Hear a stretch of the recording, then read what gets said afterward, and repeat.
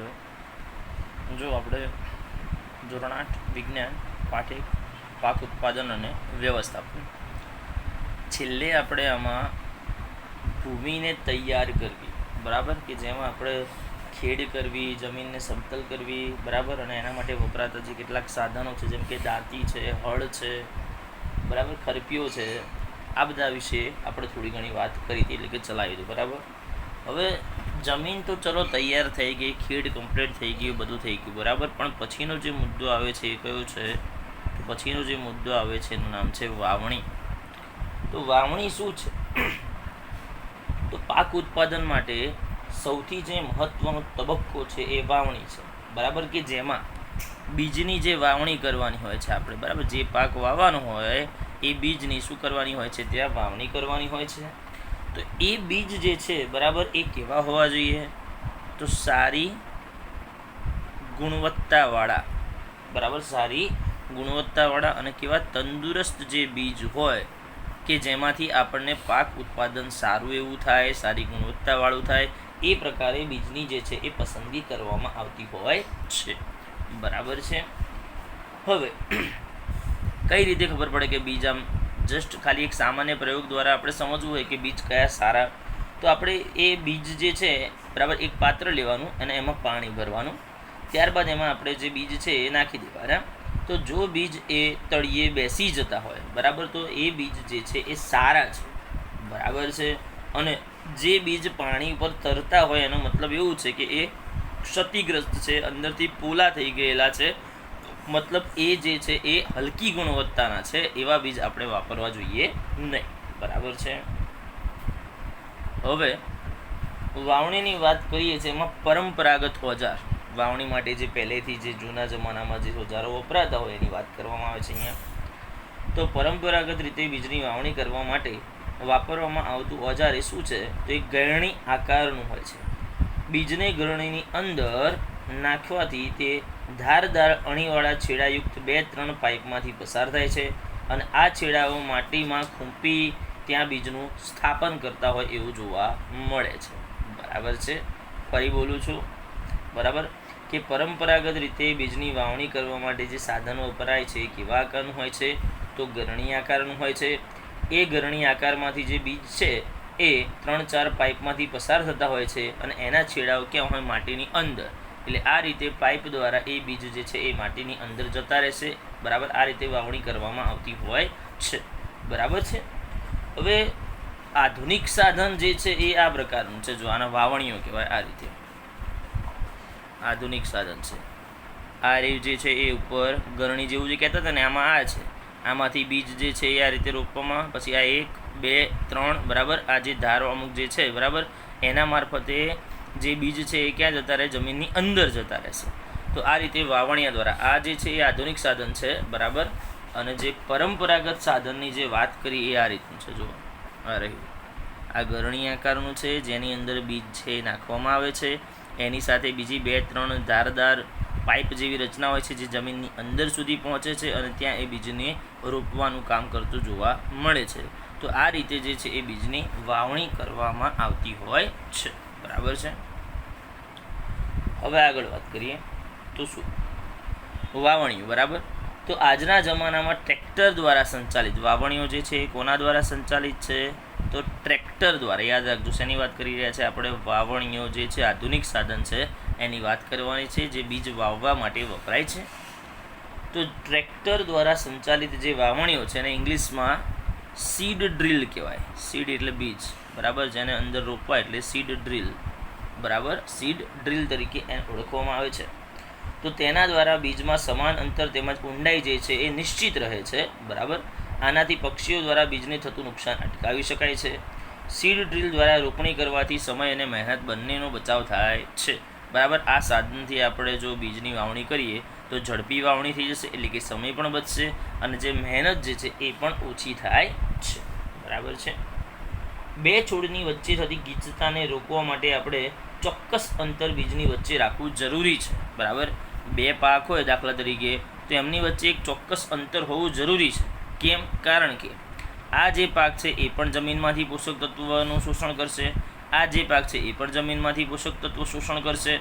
તો બે એકદમ નજીક નજીક હશે તો એને પૂરતા પોષક તત્વો મળશે નહીં, બંનેને ઓછા મળશે જરૂરિયાત કરતાં. એના કરતાં બે પાક વચ્ચે બરાબર ચોક્કસ અંતર જો રાખશું તો દરેકને વ્યવસ્થિત પ્રમાણમાં સૂર્યપ્રકાશ પણ મળશે, પાણી પણ પૂરતા પ્રકાશમાં મળશે અને પોષક તત્વો જે છે એ પણ પૂરતા પ્રમાણમાં મળી રહે છે.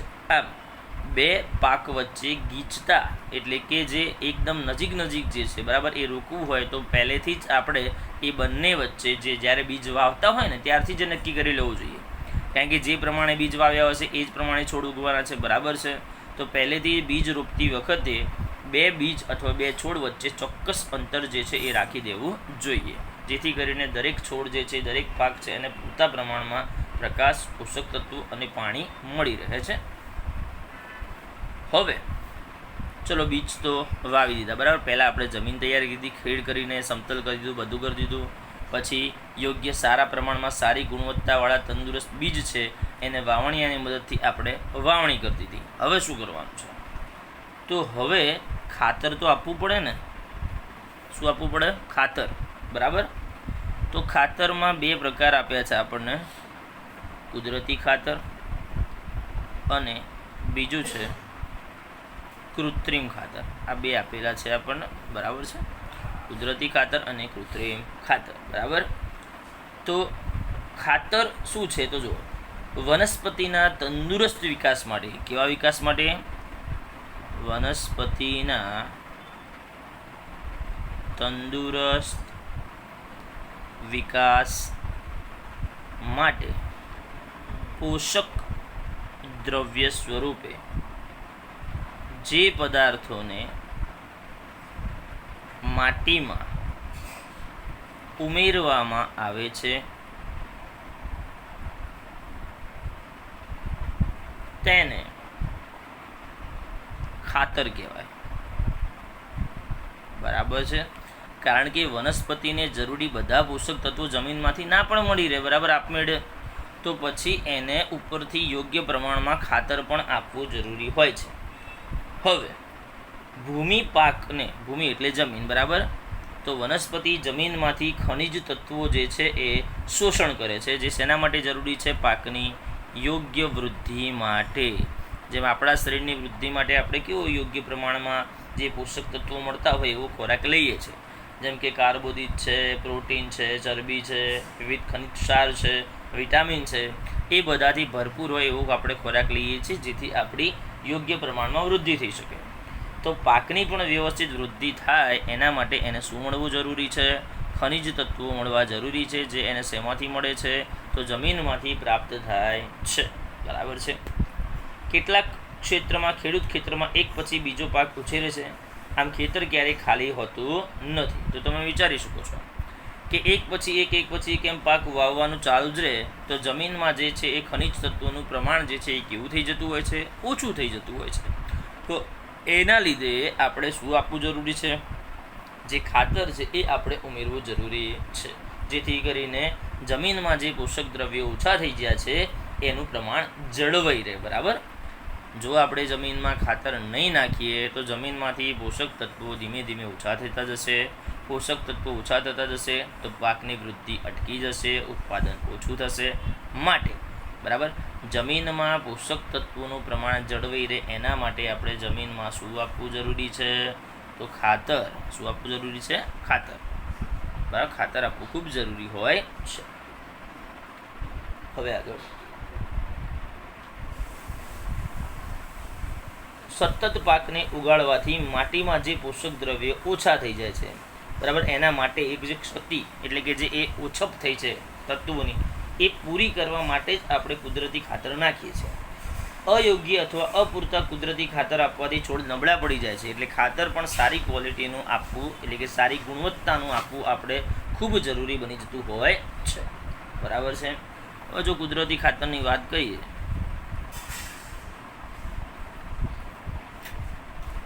તો કુદરતી ખાતર એક જૈવિક એટલે કે જૈવિક એટલે કુદરતી થાય.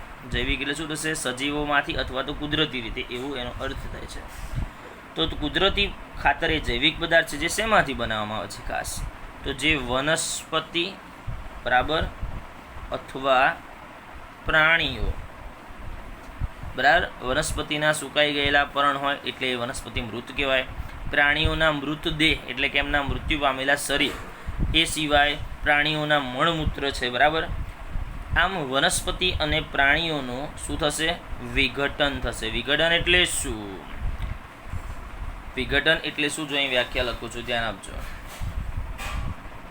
9માં બી કામ આવશે, 10માં પણ આવશે.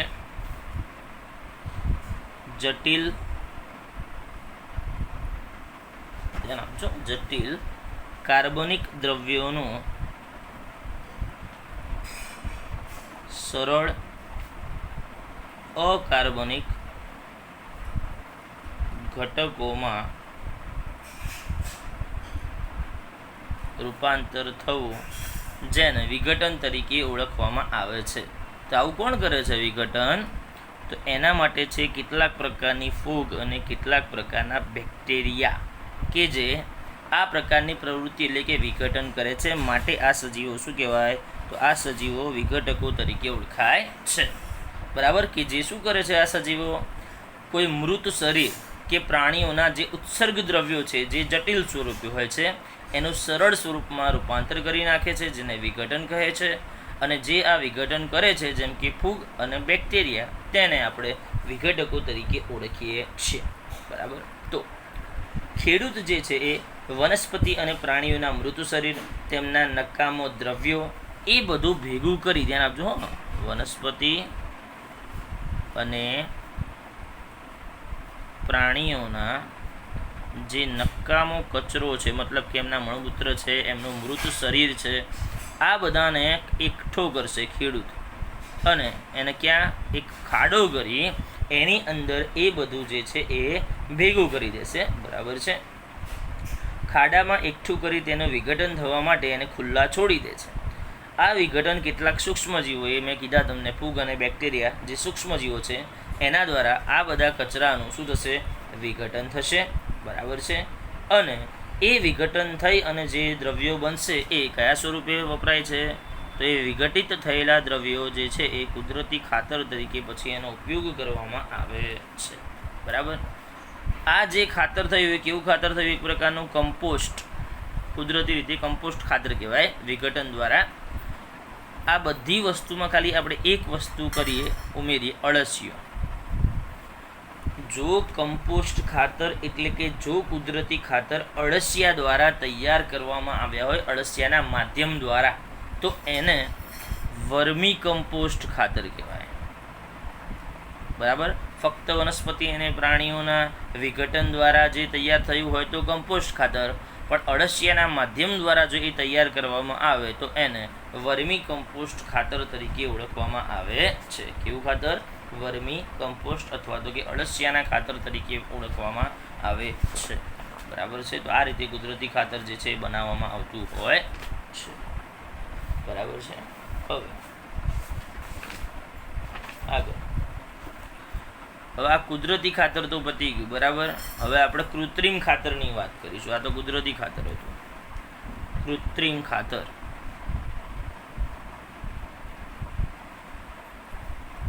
જેને માનવ સર્જિત ખાતર તરીકે ઓળખવામાં, રાસાયણિક ખાતર તરીકે પણ આને ઓળખવામાં આવે છે, બરાબર છે.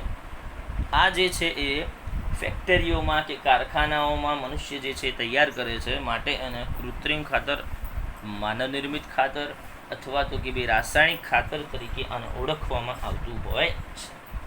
આની અંદર પોષક દ્રવ્યો વધારે પ્રમાણમાં હોય છે.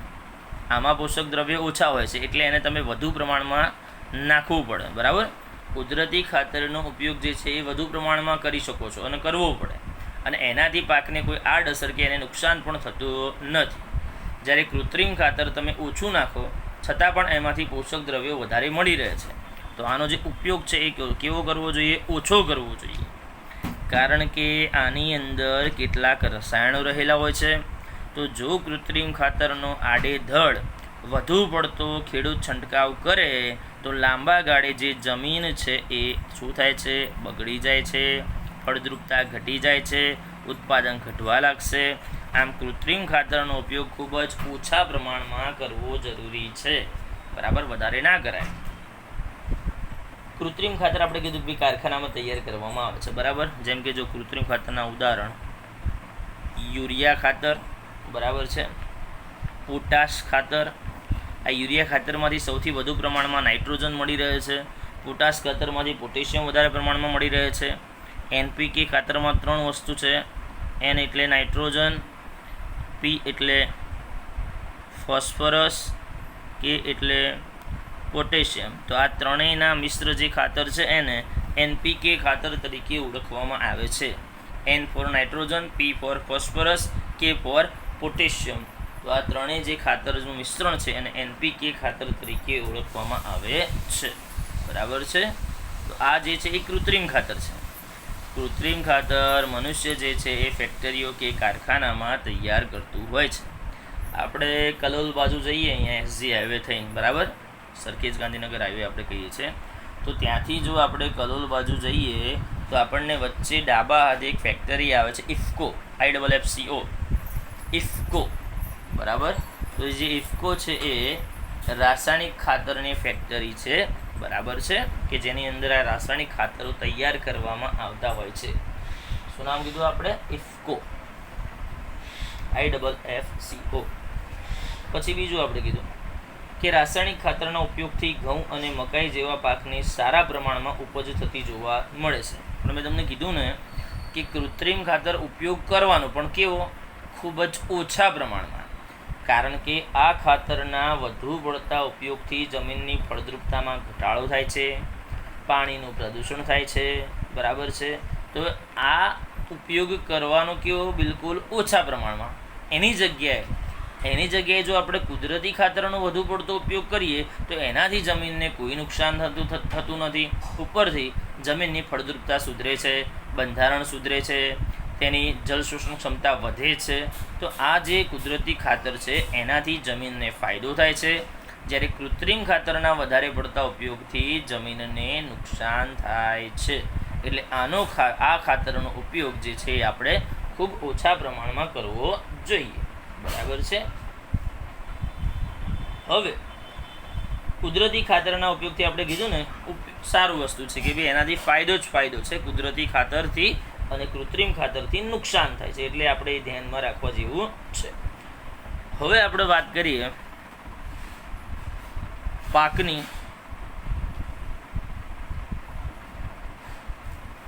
ફેરબદલી. શું છે પાકની ફેરબદલી વાળી? જો ખેડૂત દર વર્ષે ખેતરમાં એકનો એક પાક વાવશે તો એ પાક માટે જરૂરી એવા પોષક દ્રવ્યો જે છે એનું પ્રમાણ દર વર્ષે જમીનમાંથી ઘટતું જશે, બરાબર. એકનો એક પાક જો વાવશે તો એ પાક માટે જરૂરી પોષક દ્રવ્યોનું પ્રમાણ જમીનમાંથી ઘટતું જશે.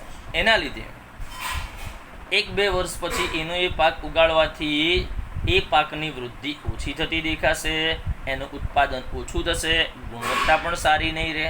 આવું ન થાય એના માટે શું કરવું જોઈએ? તો એના માટે ખેડૂતે 2 વર્ષે કે 3 વર્ષે, બરાબર, એ રીતે શું કરવી જોઈએ? પાકની ફેરબદલી કરવી જોઈએ. જેમ કે કોઈ 1-2 વર્ષ જેવું આપણે ઘઉંનું ઉત્પાદન કર્યું તો બીજા 1-2 વર્ષ આપણે કઠોળનું ઉત્પાદન કરી શકીએ છીએ, તો વળી કોઈ શાકભાજીનું ઉત્પાદન કરી શકીએ છીએ. આ રીતે કરવાથી શું થશે?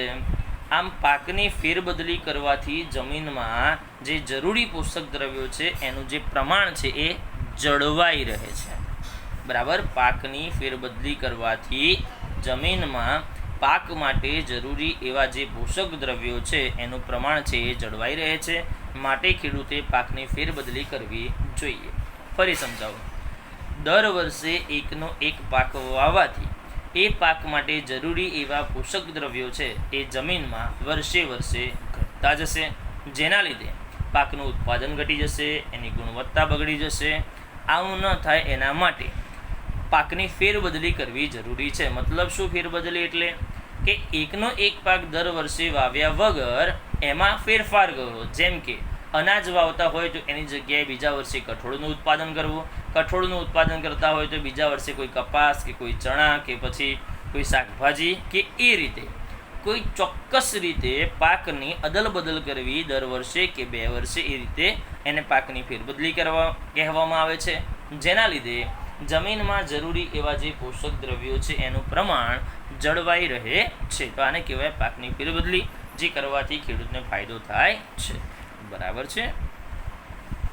તો આટલું આપણે આજે રાખીએ છીએ. બરાબર. તો આપણે ક્યાં સુધી ચલાવ્યું કહેવાય? પાકની ફેરબદલી છે ત્યાં સુધી આપણે ચલાવ્યું છે. બરાબર છે. ઓકે.